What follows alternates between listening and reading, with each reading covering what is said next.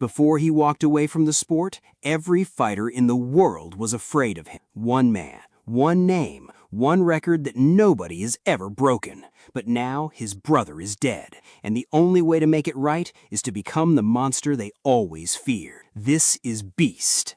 Picture this: a man standing alone in a bathroom, completely still. No music, no crowd noise, just the sound of his own breathing.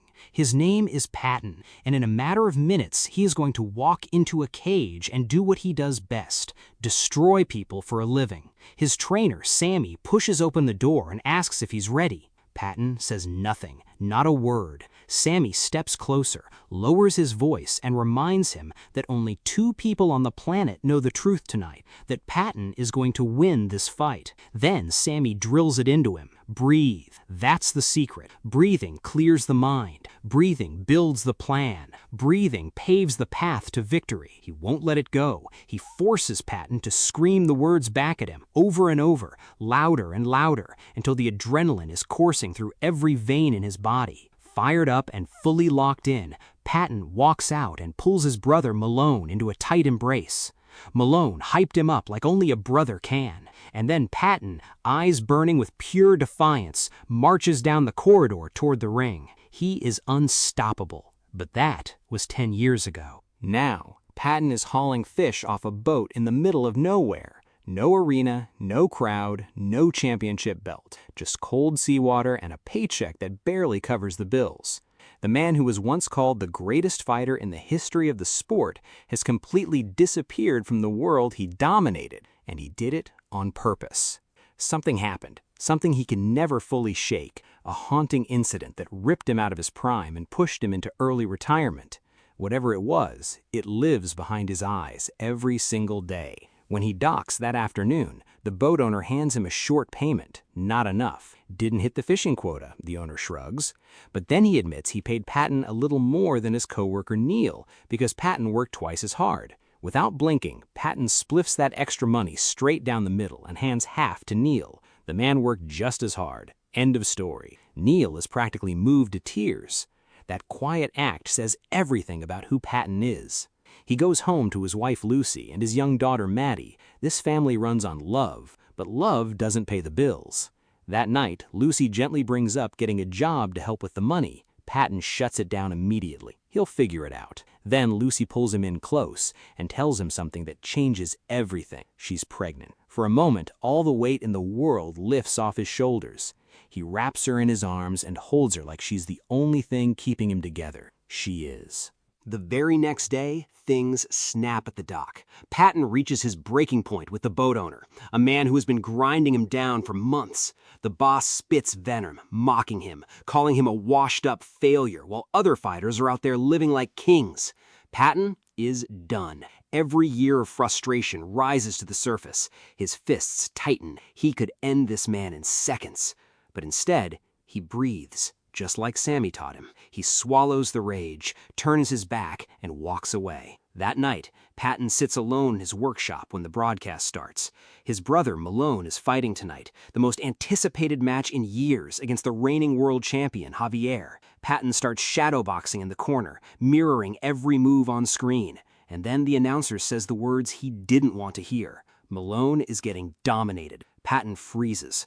On screen, Javier unloads a devastating barrage of strikes and puts Malone completely on the canvas. The crowd goes silent. And then, without hesitation, Javier does the unthinkable. He hits Malone again while he is unconscious on the floor. An illegal strike. A brutal, disgusting, cowardly act. Patton stares at the screen, sick to his stomach, watching his brother's limp body get carried out of the cage. Malone's wife Lisa is sitting outside a hospital room when Patton arrives. She apologizes immediately, telling him she had no one else to call. And it hits us hard. Patton and Malone haven't spoken in 5 years, not a single word. 5 years of silence between 2 brothers who once shared everything. Lucy takes Maddie to the bathroom to give them privacy. Then Lisa delivers the blow. Malone suffered a massive stroke inside the cage. He is in a deep coma. There's no certainty he's coming back. Patton holds it together, barely, and tells her that Malone is going to wake up. He says it like he's trying to convince himself as much as her. Then a man named Stone walks in, slick, composed, carrying a bouquet of flowers from Javier's management, as if flowers fix anything. He pulls Patton aside and gets straight to business. He knows who Patton is. He knows about the undefeated record. He knows about the 6-second knockout, and he wants Patton to fight Javier for $75,000. Patton says no. Stone bumps it to $85,000. Patton starts walking away. $100,000. That's Stone's final number. But before Patton can disappear, Stone drops the real bomb. Malone owes money to some very dangerous people. A lot of money. Stone hands his card to little Maddie, tells her to give it to her dad, flashes a smile, and walks out. Just like that, the hook is set. Patton tracks down Lisa and gets the truth. Malone borrowed $50,000 from a gang leader named Danny. He wanted the lifestyle, the mansion, the car, the image of a champion. He planned to pay it back with his fight purse, but he lost. And now the clock is ticking. Patton knows Danny, and he knows that Danny does not wait. That night, he comes clean to Lucy about the $100,000 offer. She goes pale. She tells him she couldn't survive watching him end up in that hospital bed. He pulls her close and swears he already turned it down. And for one night, that's enough. But then the universe twists the knife. The next morning, Patton is on his daily run with his earbuds in, catching a sports radio show. By pure accident, the host is interviewing Javier live on air. The host presses him. After what happened to Malone, does he have anything to say to the family? Any remorse? Any apology? Javier stares into that microphone and says he didn't break a single rule. The host decides to push back. He reminds Javier on live radio for the entire world to hear that Malone's brother once knocked him out cold in 6 seconds flat, a record that still stands today. And Javier loses it. He goes on a rant, swearing that if Patton stepped into the cage with him today, he'd put him to sleep in 3 seconds. He calls him a coward, a ghost, a has-been. Patton stops running. He stands there in the middle of the road, chest heaving, and something deep inside him, something he'd buried 10 years ago, breaks the surface. He pulls out his phone, calls Stone, and tells him he wants $150,000, paid up front the second he signs. Stone agrees before Patton finishes the sentence. Patton walks into a worn-down martial arts gym and finds Rose, the daughter of his old trainer, Sammy. She was a fierce fighter herself once, until a knee injury ended her career and put her behind the coaching pads. She lights up when she sees him. Then she hears what he wants. Fight Javier, 7 weeks. She almost laughs. He's been out of the game for a decade. He's slower, his cardio is shot. The sport has evolved without him. But she looks into his eyes and sees something that no training program can manufacture. Raw, burning, unbreakable will. She steps up. She'll train him herself. Then Sammy walks in. The moment the old trainer sees Patton, his face shifts. Not surprise, rage. He points at the door and tells Patton to get out of his gym and never come back. Rose steps between them, promising she'll handle it.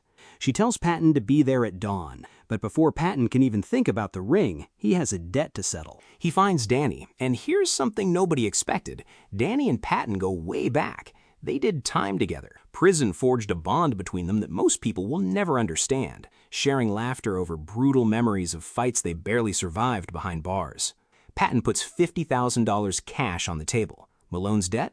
Cleared. Danny nods slowly and calls him a man of true honor. If Patton ever needs anything, men, resources, a favor, he only has to ask.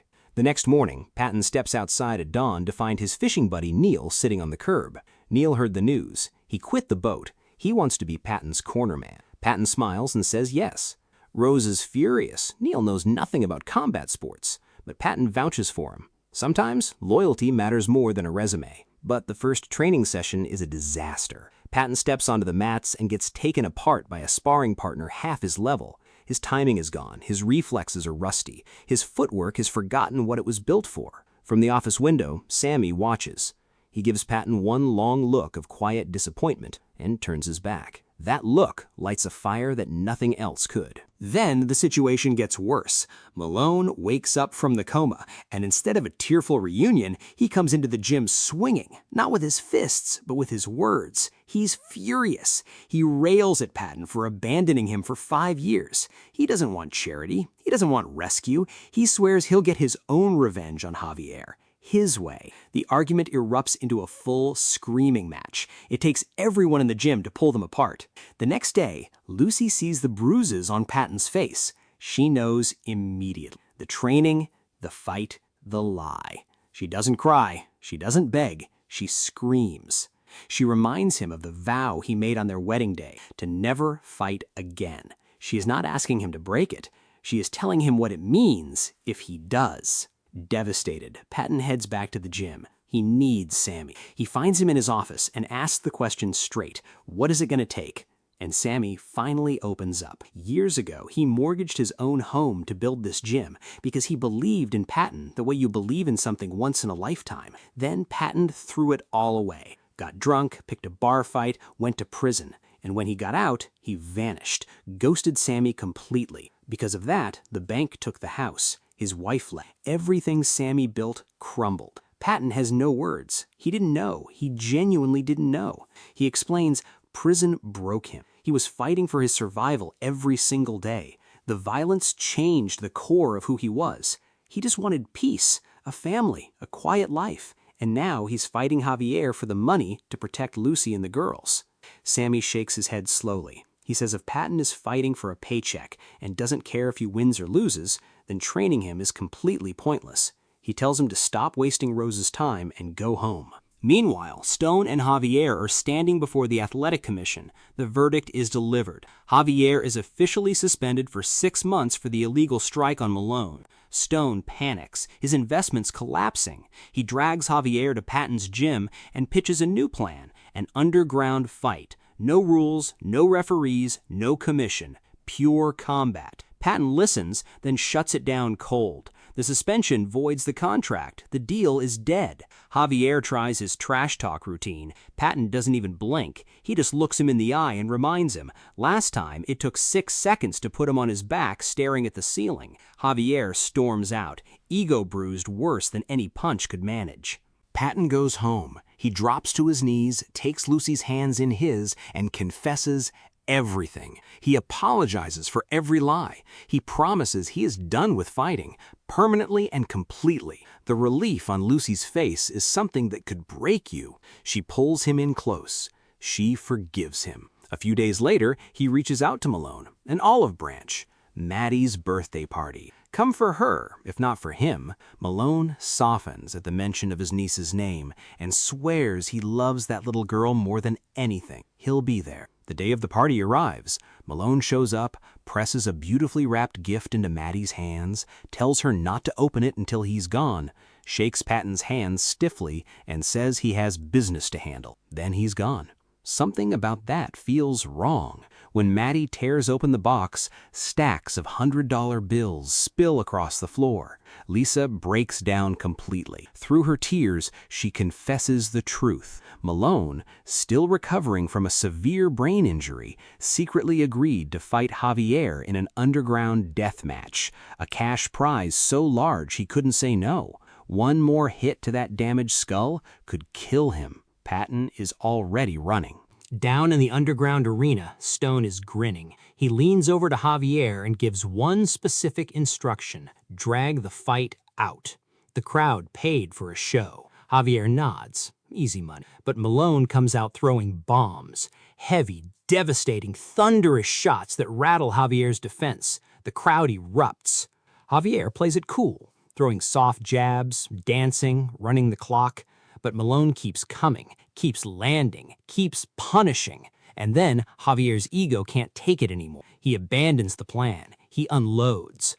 One single full power strike connects, and Malone goes down hard, his skull slamming against the corner of a steel lockbox on the floor. He doesn't move. The crowd goes cold, and slowly, terrifyingly, everyone in that arena understands what just happened. Malone is dead. Patton bursts through the door seconds too late. He sees his brother on the concrete. He crosses the arena in a daze, drops to his knees, and cradles Malone in his arms. The scream that comes out of him isn't human. It's raw. It's animal. It's the sound of a man whose world just ended. The weeks that follow are dark. Patton barely surfaces. He drinks. He stares at walls. He watches their old childhood training videos on repeat, torturing himself with what used to be.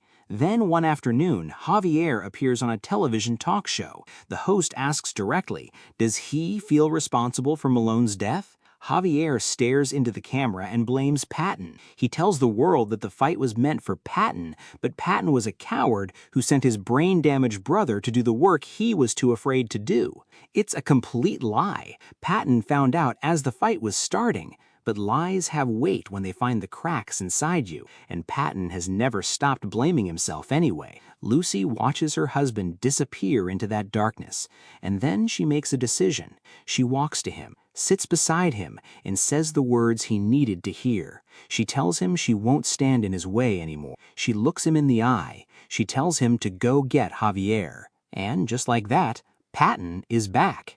He walks into Sammy's office. No explanations, no bargaining. Sammy looks up, reads his face, and stands up. He says he's fully in Patton's corner. This time, it's not about the money. Javier's 6-month suspension just became Patton's greatest gift. 6 months to rebuild. 6 months to become something terrifying. The training begins.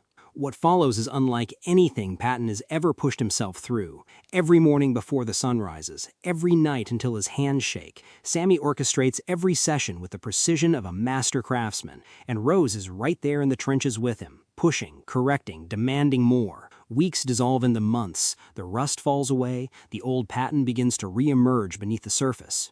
One afternoon, Rose holds the pads for him, and the impact rattles up both her arms.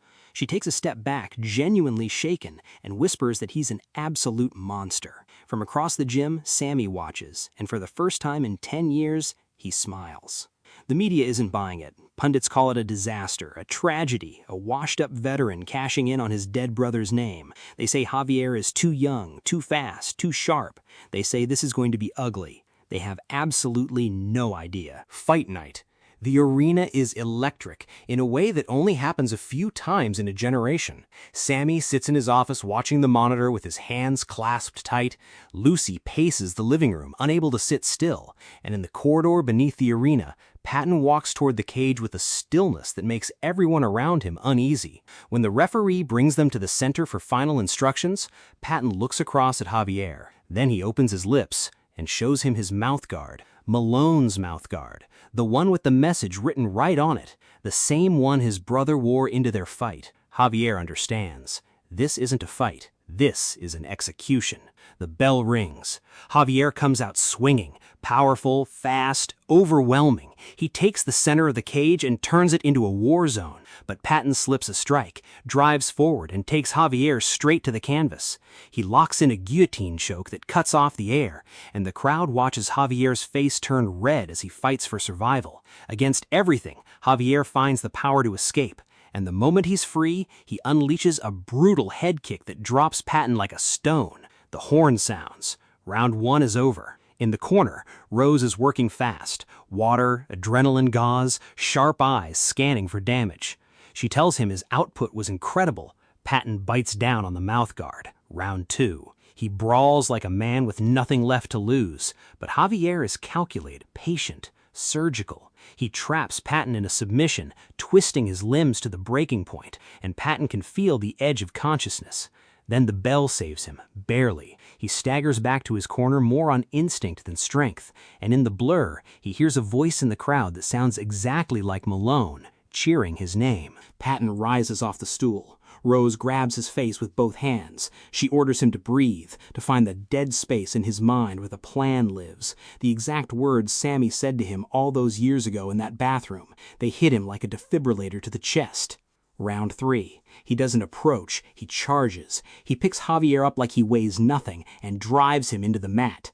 Javier scrambles back to his feet, and then, desperate, he jams his thumb deep into Patton's eye. The referee calls a 30-second timeout. Patton stumbles back, vision blurred, half-blinded. Rose rushes to the cage fence and shouts to know if she should throw in the towel. Patton spits blood onto the canvas. He tells her he will fight until his heart stops. He steps back to the center. The arena feels it, the shift, the weight of everything riding on this moment. The crowd rises to their feet. The chant builds. Patton's name over and over, filling every corner of that building. The referee steps back, and Patton unleashes everything. What follows is not a combination, it is a verdict. Strike after thunderous strike, backing Javier into the fence until his guard breaks completely. And then the final shot lands with a force that echoes through the arena like a gunshot. Javier's eyes go blank. He crashes to the canvas. The referee waves it off. It's over. Patton stands in the center of the cage, chest heaving, vision clearing, completely alone for just a few seconds, long enough to process what just happened, long enough to feel Malone somewhere in the echo of that crowd. Then it hits him, all at once. He tilts his head back and releases a roar that belongs in a different century. The arena explodes. Fans are jumping over seats. Strangers are grabbing each other. In his office, Sammy nods slowly, whispers to himself that he always knew. At home, Lucy covers her mouth with her hand. Her whole body shakes with tears she can no longer hold back. Inside the cage, Rose and Neil crash into Patton from both sides, arms wrapped tight, the three of them a tangled, exhausted, weeping mess in the middle of the mat. And then the announcer's voice fills the arena. Patton has won the $3 million purse, the undisputed world championship, and a place in combat sports history that will never, ever be touched. The final shot holds on Patton, battered, bleeding, tears cutting through the sweat on his face, raising the championship belt above his head. Not for the money, not for the glory, for Malone. And that wraps up today's story. But what did you think of that ending? Let me know your thoughts in the comments down below. If you enjoyed the video, please drop a like, make sure to subscribe to Movie Recaps Hour, and hit the bell icon so you never miss out on the best movies. Thanks for watching, and I'll see you in the next one.